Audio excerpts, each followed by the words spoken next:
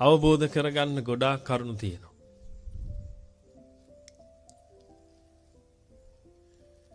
තථාගතයන් වහන්සේ නමක් ලෝකේ පහළ වෙලා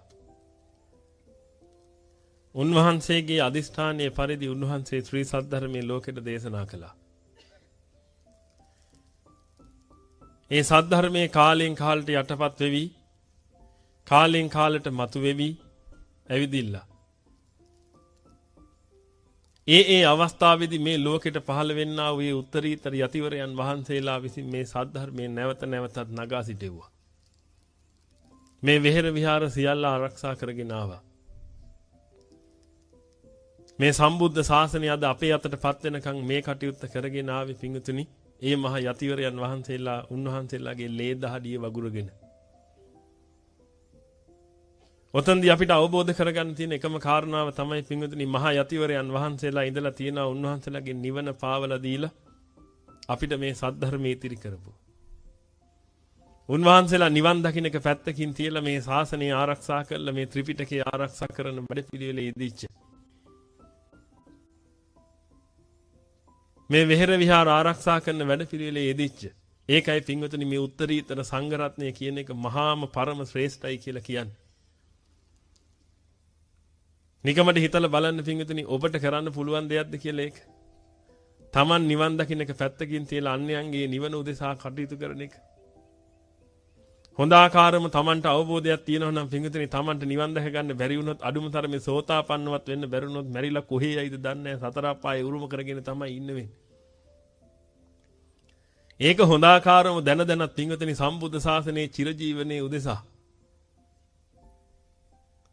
තමන්ගේ ජීවිත පරිත්‍යාගයෙන් කටයුතු කරපු මේ මහ යතිවරයන් වහන්සේලාට අපි දෙන ලන්සුව මොකක්ද? ඔන්න ඕක තමයි පින්වතුනි හැම මොහොතකම ඔබට හිතන්න තියෙන්නේ. මේ සම්බුද්ධ ශාසනය කොච්චර වටිනවද කියලා දැනෙන්නේ පින්වතුනි ඔබ මේ දහම් මාර්ගයේ දිගේ ඉදිරියට යද්දී. එක දවසක් දෙකක් බණ ඇහුව ඵලියට පින්වතුනි ඒක දැනෙන්නේ නැති වෙන්න පුළුවන්. හැබැයි ක්‍රමානුකූලව මේ ධර්මයේ මෙනෙහි කරගෙන යනකොට පින්වතුනි තමන් බේරිල්ල කොච්චරද කියලා දැනෙද්දි. සම්බුද්ධ ශාසනයට තියෙන ණය නම් මෙච්චරයි කියලා හිතා ගන්න බැරි තරම් ණය කියලා හිතෙනවා. තථාගතයන් වහන්සේගේ ශ්‍රී සද්ධර්මයේ ඔබ ශ්‍රවණය කළ යුත්තේ පින්වතුනි උන්වහන්සේ කියපු නිසා නෙමෙයි. ආර්ය මහා සංඝ රත්නයක දේශනා කරන නිසාත් නෙමෙයි. ඔබ දැනගන්න ඕනේ පින්වතුනි ඇයි මම තථාගතයන් වහන්සේගේ සද්ධර්මයේ ශ්‍රවණය කරන්නේ? මට ඒකෙන් ගන්න තියෙන ප්‍රයෝජනේ මොකක්ද කියලා ඔබ වහවහ අවබෝධ කරගත යුතුයි. ඔය දේ අවබෝධ කරගෙන ගන්න තාක්කල් පින්වතුනි ඔබට මේක තේරෙන්නේ නැහැ. ඔබට කවදාකවත් හැඟීමක් එන්නේ නැහැ මම මේක කරගත යුතුයි කියලා. මේකේ තියෙන වටිනකම Tamanට මනාකොට අවබෝධ වෙන්න ඕනේ. තනිකරම තථාගතයන් වහන්සේගේ දහම කියලා කියන්නේ විද්‍යාවක්. විද්‍යාවෙන් කරන්නේ පින්වතුනි සත්‍ය එලිදරව් කිරීම. යම් තැනක සත්‍ය එලිදරව් වෙනවා නම් අන්න එතනට විද්‍යාව කිව්වා. හැබැයි සත්‍ය එලිදරව් වෙන්නේ නැත්නම් පින්වතුනි එතනට කිව්වා අවිද්‍යාව කියලා. එහෙනම් යම් මොහොතක ඔබට සත්‍ය එලිදරව් වෙනවා නම් ආන් එතන පින්වතුනි ඔබට විද්‍යාව පහළ වෙවි එනවා. හැබැයි ඔබ තාම සත්‍ය එලිදරව් කරගෙන නැත්තම් ඔබ තාමත් ඉන්නේ අවිද්‍යාවේ. ඔය අවිද්‍යාව කියන එක පින්වතුනි මනාකොට තේරුම් ගත යුතුයි. යම් තැනක සත්‍යයක් තියෙනවා නම් පින්වතුනි සත්‍ය කියලා දෙකක් නෑ. මෙතන එක සත්‍යකුත් අතන තව සත්‍යකුත් කියලා සත්‍ය දෙකක් නෑ. ලෝකේ සත්‍ය තියෙන්නේ එකයි. යථාර්ථයේ තියෙන්නේ එකයි. හැබැයි සම්මුති තියෙන ඕනේ තරම්. ඔබට සම්මත කියන ඒවා හදාගත්ත හැකි කෝටි ගාණක්. නමුත් යථාර්ථය කියන එක හදන්න බෑ පින්වතුනි. යථාර්ථයක් තියෙනවා නම් යථාර්ථ තියෙන්නේ එකයි. ඕන්න ඔය යථාර්ථයට තමයි පින්වතුනි අපි හැම කෙනාම මූණ දෙන්න ඕනේ. ඒ වගේම ඔන්න ඔය යථාර්ථය තමයි අපි හැම කෙනාම දැක ගන්න ඕනේ. යථාර්ථය දැක ගන්න බැරි වුණොත් කවදාකවත් පින්වතුනි අපිට ඔය අවිද්‍යාව කියන තැනින් විද්‍යාවට එන්න බෑ. යම් අවස්ථාවක අපි අවිද්‍යාව දුරු කළයි කියලා කියන්නේ අපි ලෝකේ තියෙන යථාර්ථය දැකගත්තා. යම් අවස්ථාවක ඔබ ලෝකේ තියෙන යථාර්ථය දැකගත්තා නම් පින්වතුනි ඔබට හැදිලා තියෙන පිස්සුව සහ මුලින්ම ඉවරයි. මේ සම්බුද්ධ ශාසනයේ අවශ්‍ය වෙන්නේ පින්වතුනි ඔය පිස්සුව හොඳ කරගන්න. අපි හැමෝටම අඩු වැඩි වශයෙන් ඔය පිස්සුව තියෙනවා. උත්තරීතර අරිහතුන් වහන්සේලාට තමයි පිංගුතුනි ඔය කියන පිස්සුව නැත්තේ. එහෙනම් මේ සම්බුද්ධ ශාසනයේ මම පැවිදි වුණේ. මේ යතිවරයන් වහන්සේලා පැවිදි වෙලා තියෙන්නේ මේ සම්බුද්ධ ශාසනයේ ඔන්න පිස්සුව හොඳ කරගන්න. හොඳ වෙලාවට වැටහුණා පිංගුතුනි පිස්සුවෙන් ඉන්නේ කියලා. බොහෝ පිරිසකට පිස්සුවෙන් ඉන්න බවවත් වැටහිලා නැහැ. ඒක නිසා මොකද කරන්නේ පිංගුතුනි ඔය පිස්සුවෙන්ම ජීවිතේ ගත කරනවා. මම ඔබට පිස්සුයි කියලා හිතෙන මම එක ප්‍රශ්නයක් අහලා මම ඔබට පිස්සු කියලා පෙන්නන්නම්. මාත් එක්ක අමනාප වෙන්නේ නැහනේ. මොකද පිංගුතුනි පිස්සුව කියන එක හරියාකාරව අවබෝධ කරගත්තොත් විතරයි පිස්සුවෙන් මිදෙන්න වෙන්නේ. පිස්සුව කියලා කියන්නේ පිංගුතුනි පහ උස්සගත්ත හින්දායි පිස්සු වෙන්නේ. රූප වේදනා සංඥා සංඛාර විඥාන කියන පහ උස්සගත්තාම මම මගේ කියලා අල්ලගත්තාම ලොකු වටිනකමක් දීලි වෙරලා පිංගුතුනි ඒව මැත්තේම නැහි යන වැඩ පිළිවෙලකටපත් වෙනකොට පිංගුතුනි ඕක තමයි පිස්සුව. ඔය පහෙන් යම් කිසි පුද්ගලයෙක් මිදිලා ගියා නම් ගැලවිලා ගියා නම් පිංගුතුනි අන්නේ කෙනාට ඒ පිස්සුව හොඳයි. පිස්සුව හොඳයි කියලා කියන්නේ පිංගුතුනි ඒ උත්තමයන්ට කියනවා අරිහතුන් වහන්සේ කියලා. මම ඔබගෙන් සරල ප්‍රශ්නයක් අහන්නම්. මට ඔබ කියන නිල් පාටටද රතු පාටටද ඔබ වැඩිපුර කැමති? දැන් මෙතන ඉන්න සියලු දෙනාට මට උත්තරයක් දෙන්න පුළුවන් නේ. මං ඇහුවේ නෑනේ. ලොකු ප්‍රශ්නයක්. මං ඇහුවේ නිල් පාටටද රතු පාටටද ඔබ වැඩිපුර කැමති? කියන්නකෝ හයියෙන්. රතු පාටට කැමති අය නැද්ද? රතු පාටට කැමති අය නැද්ද? ඉන්නවා. රතු පාටටත් කැමති නේද? ඔන්න ඕක තමයි පිංගුතුනි පිස්සුව. මං දැන් ඔබෙන් ඇහුවොත් එහෙම ඊළඟ ප්‍රශ්නේ නිල් පාටට කැමති අය නිල් පාට කැමති කිව්වේ ඇයි කියලා ඔබට දෙන්න උත්තරයක් තියෙනවද? රතු පාටට කැමති අය ඇයි රතු පාටට කැමති කියලා මං ඇහුවොත් එහෙම දෙන්න උත්තරයක් තියෙනවද? එහෙනම් දැන් ඔබට වැටහෙන්නේ නැද්ද පිංගුතුනි ඔබට පිස්සු කියලා? නෑ මේක තේරුම් ගන්න පිංගුතුනි මේක මේ මං ඒකයි කියන්නේ යථාර්ථ තියෙන එකයිනේ ලෝකේ. බොහෝම සරල ප්‍රශ්නකින් පිස්සුවද නැද්ද කියලා අඳුනගත්ත හැකි. මම ඔබට කිව්වේ නෑනේ කාන්තාවකු එළදෙනකු යනවා ඒ කාන්තාව එළදෙනා යනකොට ඇයි කාන්තාවට විතරක් රාගය ඇති වෙන්නේ ඇයි එළදෙන්න රාගය ඇති වෙන්නේ එච්චර ඈතට යන්න ඕනේ නෑ මේ බොහොම සරල ප්‍රශ්නයක් පොඩි එකෙකුටත් පිස්සු කියලා ඔප්පු කරන්න පුළුවන් එකක්. නිල් පාටයි රතු පාටයි පෙන්නුවට පස්සේ මේ දෙකෙන් මොකටද වැඩිපුර කැමති කියලා ඔබ කියනවා නම් රතු පාටයි කැමති කියලා ඔබට පිස්සු. ඇයි මං ආපහු ඇහුවොත් එහෙම ඇයි රතු පාටට කැමති කියලා පිංගුතුනි ඔබට දෙන්න උත්තරයක් නෑ. කාටද කියන්න පුළුවන් උත්තරයක් මේකට? ආයිත් කියන්න වෙන්නේ මොකද්ද මං කැමති.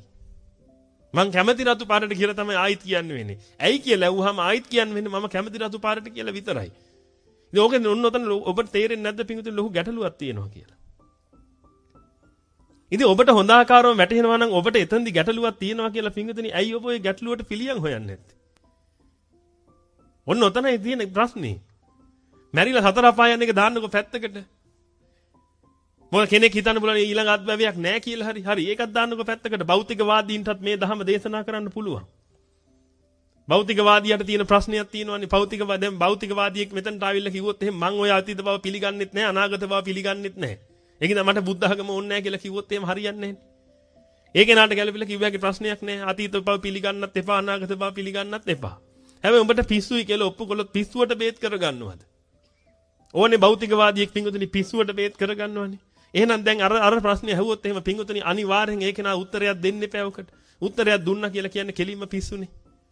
ඇයි රතු පාටට විතරක් කැමති? ඇයි නිල් පාටට කැමති නැත්තේ? මොකද්ද හේතුව? ඔන්න ඔතන තියෙනවනේ ගැටලුවක්. ඔය තනිකර මනෝ භ්‍රාන්තියක් නේ ඔය තියෙන්නේ.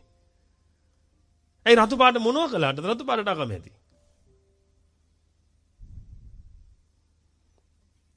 රතු පාට ඔබගේ බෙල්ල මිරිකුවද ඇවිදින්න? ඔබට කනට ගැහුවද ඇවිදින්න? ඔබගේ දෙමාපියන්ට හානියක් කළාද ඇවිදින්න රතු පාට? ඇයි රතු පාටට කැමති නැත්තේ? ඇයි නිල් පාට ඔබට කන්න දුන්නද මෙච්චර කල්? නිල් පාටට කැමතියි කිව්වේ. එහෙනම් පිංගුතුනි මේ තනිකර මේ මනෝ භ්‍රාන්තියන්නේ තියෙන්නේ. එහෙනම් මේ ලෝකේ මේ පිස්සුව පිංගුතුනි හොඳ කරගන්නයි මේ වැඩ පිළිවෙල කරන්න ඕනේ. ප්‍රඥා ගෝචරව මේ ධහම දකින්න කෙනා පිංගුතුනි මේ ධහම උපයෝගී කරගන්නවා Tamanට හැදිච්ච පිස්සුව හොඳ කරගන්න. ඔන්න ඕක උදෙසායි ඔබ මේ සද්ධර්මයේ ශ්‍රවණය කරන්න ඕනේ. ඔන්න ඔතන තමයි පිංගුතුනි අවිද්‍යාව තියෙන්නේ. මේ ලෝකේ නැති දේවල් ඇති කියලා හිතාගෙන ඉන්නවා. පිංගුතුනි මේ ලෝකේ කාමයේ කියලා එකක් තියෙනවද? හොඳ කල්පනාවෙන් මේ වහන්න.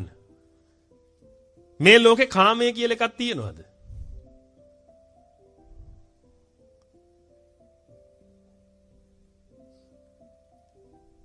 අරිහතුන් වහන්සේට කාමයේ තියෙනවද? එහෙනම් කොහෙද කාමයේ කියලා එකක් මේ ලෝකේ තියෙන්නේ? මේ ලෝකේ මොකක් හරි දෙයක් තියෙනවා නම් ඒක අරිහතුන් වහන්සේටත් තියෙනව නැද්ද? එහෙනම් කාමයේ කියලා එකක් මේ ලෝකේ නෑ නේද? එහෙනම් කාමයේ කියන එක කොහෙද තියෙන්නේ? හිතේ නේද? ඉතින් එහෙනම් පිස්සුවක් නෙමෙයි තියෙන්නේ. දැන් මෙහෙම එකක් තියෙනවා. මෙතන ඉන්නවනේ මහත්තයෙක්. මං හිතා ගන්නවා මේ ඉන්න සක්විති රජ කෙනෙක් කියලා. එතකොට මේ මහත්තයා සක්විති රජ වෙලා ඉන්නේ මගේ ලෝකේ විතරයි නේද? ඇත්ත ලෝකේ මේ මහත්තයා සක්විති රජ නෙමෙයි නේද? නෑ යථාර්ථයෙන් ගත්තම සක්විති රජ නෙමෙයි. නමුත් මගේ ලෝකේ සක්විති රජ නම්. දැන් මට පිස්සුන්නේ නැද්ද? එහෙනම් යථාර්ථවත් ලෝකේ කාමයේ නැත්තම් ඔබට කාමයේ කියලා එකක් තියෙනවා නම් ඔබට පිස්සුද නැද්ද? ඉතින් ඔබට එහෙනම් වැටහෙන්නේ නැද්ද මට මේ තියෙන පිස්සුව මං කොහොම හරි හොඳ කරගන්න ඕනේ කියලා? පින්වතුනි පිස්සුව හැදිලා මලොත් කොහෙද උපදින්නේ? හිතා ගන්න බෑ කොහෙද යන්නේ කියලා. පිස්සුව තියෙද්දි මලොත්. යෝගයි තියෙන ගැටලුව. එහෙනම් මේ ගැටලුවට ඔබ වහ පිළියම් කරගන්න ඕනේ. ඔබට පිළිකාවක් තියෙන බව අද දොස්තර මහත්තයෙක් කිව්වොත් එහෙම ඔබ හෙට ඉඳලා ඒක උදෙසා මහත් වෙහෙසක් දරනව කොහොම හරි ඒක සනීප කරගන්න. ඇයි ඔබට ලෙඩක් තියෙන බව ඔබට වැටහෙන නිසා. එහෙනම් ඔබ මෙතන ලෙඩක් තියෙන බව ඔබ හොඳට අඳුන ගන්න පිංගුතුනි එන්නේ ඒක නිසා තමයි ඔබ මේ බෙහෙත බොන්න ඕනේ. ඔබ මේ බෙහෙත බිව්වේ නැත්නම් ඔබට මහා විනාශයක් සිද්ධ වෙන්නේ. ඒකයි කියන්නේ කය කැඩිච්ච ගමන් කුණු පෙරේතෙක් වෙනවා කියලා කියන්නේ බොරුවට නෙමෙයි. ඒක තමයි යථාර්ථය. ඒක එතනින් තමයි මිදෙන්න ඕනේ. ඒක උදෙසා තමයි පිංගුතුනි මේ සද්ධර්මයේ තියෙන්නේ. ඒකයි මම ඔබට කියන්නේ පිංගුතුනි මේ සද්ධර්මයේ ඔබේ පස්සෙන් ගිහිලා දෙන්න ඕන එකක් නෙමෙයි. ඔබ දුවගෙන ඇවිල්ලා වැඳ වැටිලා පෙරලි වැඳ ඉල්ලන්න ඕන එකක්. අනේ ස්වාමීනි මට කොහොම හරි මේ ධර්මයේ දෙන්න කියලා. මේ මහා යතිවරයන් වහන්සේලාගෙන් ඉල්ලන්න ඕනේ. අනේ ස්වාමීනි මට ලොකු ලෙඩක් තියෙනවා මම මේ ලෙඩෙත් එක්ක මලොත් එහෙම මං කොහේ යයිද කියලා මට හිතා ගන්න බෑ. කාමයේ කියන ලෙඩේ තියෙන නිසා තමයි පිංගුතුනි මැරිලා ගිහිලා කාම ලෝකෙ උපදින්නේ. රූප රාගය කියන ලෙඩේ තියෙන නිසා තමයි මැරිලා ගිහිලා රූප ලෝකවල උපදින්නේ. අරූප රාගය කියන රෝගේ තියෙන නිසා තමයි මැරිලා ගිහිලා අරූප ලෝකවල උපදින්නේ. මේ හැමතැනම හක්කලම් කරන්නේ ඕක නිසා. එහෙනම් ඔය පිස්සුව හොඳ කරගත්තා නම් පිංගුතුනි ඔය කොහෙවත් හක්කලම් කරන්න දෙයක් නැහැ. එතනින් ඉවරයි වැඩි. මේ ලෝකේ ඇති දෙයක් තියෙනවා නැති දේවල් වැඩිපුර තියෙන්නේ. ලෝකේ යථාර්ථ වශයෙන් ගත්තට පස්සේ තියෙන දෙයක් කියලා එකක් තියෙන්න පුළුවන් පිංගුතුනි. බොහොම අල්ප මාත්‍රී ප්‍රමාණයක් තියෙනවා. අනිත් ඒවා ඔක්කොම නැහැ. ඔක්කොම මනෝ බ්‍රහන්ති මනසින් හදාගත්ත දේවල්. ඉතින් යමෙක් මනසෙන් යමක් හදාගත්තා නම් පිංගුතුනි මේ මනසින් හදාගත්ත දේ ලෝකේ තියෙන එකක් නෙමෙයිනේ.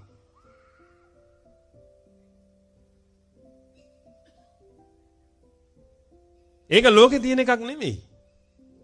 ඒක ලෝකේ තියෙන එකක් නෙමෙයි නම් තනිකරම මනසේ තියෙන එකක්. ඒ කියන්නේ පිංගුතුනි තනිකර බොරුවක්. එහෙනම් නැති දෙයක් ඇති ලෙස පවත්වාගෙන යනවා කියන එක පිංගුතුනි සත්‍යද අසත්‍යද? අසත්‍ය නම් පිංගුතුනි ඒක විද්‍යාවද අවිද්‍යාවද? එහෙනම් බලන්නකෝ තමන් විසින් හදාගත්ත දේවල් ටිකක් ලෝකු කරගෙන තමන් විසින් හදාගත්ත දේවල් ටිකක් ඇති කරගෙන යන ගමනක් තියෙනවා නම් පිංගුතුනි තනිකර අවිද්‍යාවෙන් යන්නේ. එහෙනම් ඔබට වැටහෙන්න එපා මම මේ අවිද්‍යාව කොහොම හරි දුරු කරගන්න ඕනේ කියලා. ඒ උදෙසා ඔබ කරුණු කටයුතු කරන්න එපා පිංගුතුනි. ඇයි පිස්සෙක් වගේ මැරෙන්න හදන්නේ?